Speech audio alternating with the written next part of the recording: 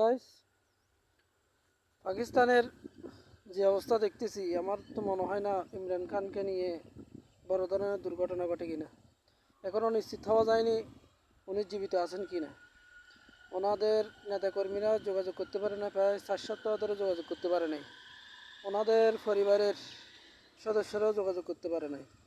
এখন সর্বশেষ আপডেট হচ্ছে ওনারা মনে হচ্ছে পিটিআই নেতাকর্মীরা বিক্ষোভের প্রস্তুতি নিচ্ছে।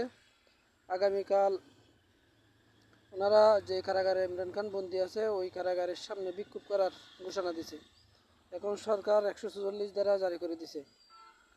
তো এখন দেখা যাক কি হয়। এদিকে বাংলাদেশে খালেদা জিয়ার লাইফ সাপোর্টে সব দিক দিয়েই জাতীয় নেতৃবৃন্দের উপর মনে হয় একটু মৃত্যু পরোয়ানা জারি হয়ে যাচ্ছে আজরাইল থেকে। যাই হোক, ইমরান খানের মৃত্যু হয়েছে কিনা সর্বপ্রথম এটা নিউজটা দিছে আফগানিস্তানের কিছু গণমাধ্যম, ভারতের কিছু নিউজের উপর ভিত্তি করে। তো এ পর্যন্ত এখনও ফাইনাল কোনো খবর পাওয়া যায়নি উনি জীবিত আছে নাকি ওনাকে কারাগারে হত্যা করা হয়েছে, এখনও নিশ্চিত হওয়া যায়নি। তাই ওনারা বিক্ষোভের ডাক দিয়েছে। আগামীকাল সরকার 144 ধারা জারি করছে। দেখা যাক কি হয়। আসসালামু আলাইকুম।